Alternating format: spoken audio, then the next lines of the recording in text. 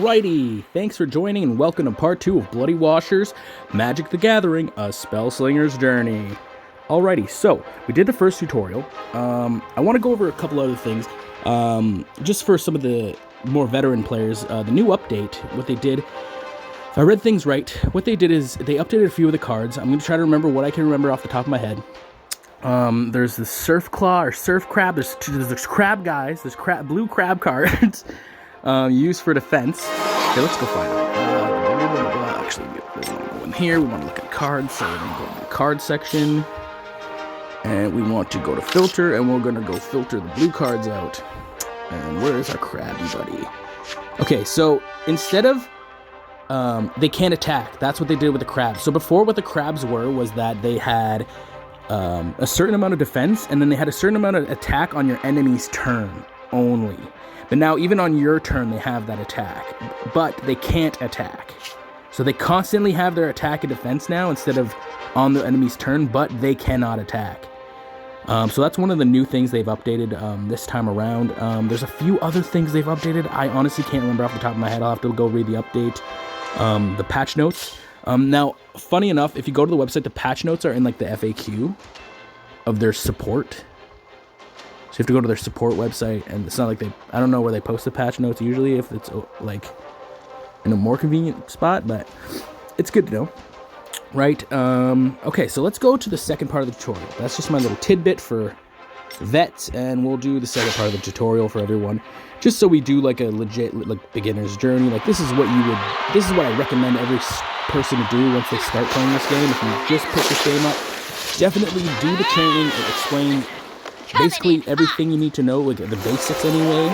Not everything you need to know. It definitely does not explain everything you need to know. It explains the very basics of the cards so that you can create cool combos and like synergistic decks. Okay, because that's where the game gets complicated. Because you have a specific amount. I think it's 30 random cards. You have a maximum of a 30 card deck. Okay, so there's 30 cards you can choose from to combine. And you have to manage their mana values and their effects, and if they're a creature, if they're an artifact, if they're a spell. Through that, you could build a very formidable deck, but then you also have to consider planeswalkers. They have their specials, right? I got Torch, so this is explaining that. So each planeswalker has a different bonus, right? Same thing with their deck, what kind of deck they have. There's different variants of that as well.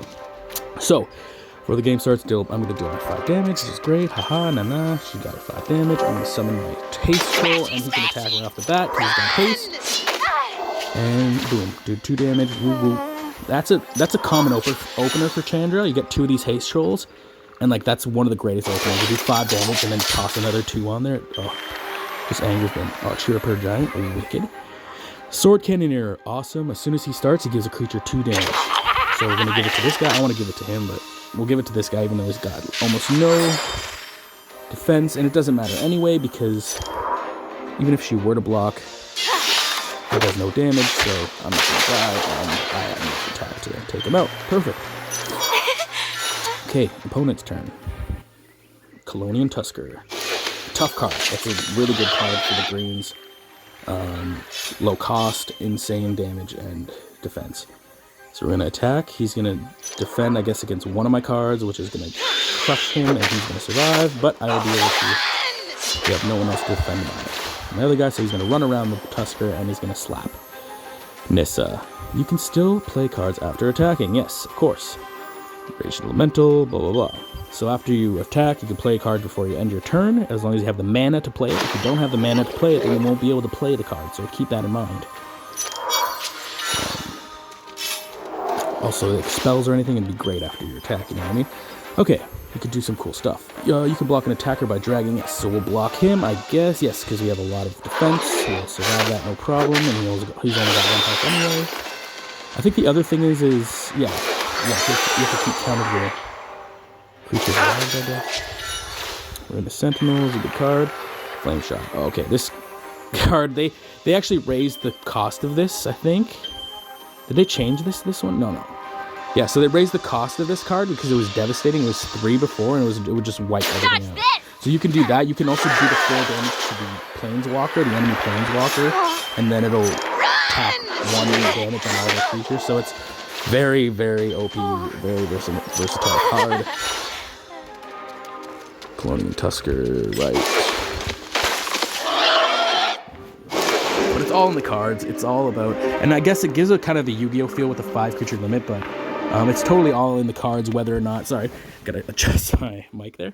It's totally all in the cards, whether or not, like, if in the draw of the cards, whether or not your thing's gonna work out. Sometimes you get a good draw, sometimes you get a bad draw, but it's pretty fun. It's what you do with it. Needs to play an artifact. Artifacts to be, like, I've gotten into situations where I've had 1 health left, and I just somehow got lucky with draws and just took the guy down from like 15 health, and I survived and won with 1 health. So it's nice. Have artifacts of your, but sometimes you can tell when you're gonna lose. When you can tell when you're gonna lose, you can go here and concede and just end it right away and just end your suffering, so you don't have to suffer. I love that option. Every game should have that option so people don't have to suffer or waste their time. Give a friendly creature +2. Yes. Why don't I give it to this guy? This guy. The guy with all the health. Even though he's only got 1 extra health, but still. Okay, so we're gonna attack. He's gonna take out the boar. If the boar attack now. Lava monster, though, he probably would still be kicking it. So close. Fortunately, you have one more trick up your sleeve. Yes, I can deal damage to an enemy. Aha, boom, and that ends the journey with the artifacts. So what is this artifact doing? Oh yeah, it gives a creature. Okay. Artifacts are great, but you know, you have to take into account that it's taking up a card slot, it costs mana, you might not get it off, you might get countered. There's all these things you have to consider. I try to consider that aspect, the whole countering thing, so I try to stay away from artifacts. I really would hate to get countered, but yeah. So there's another video, and we'll be back with a 3rd, 4th, and 5th.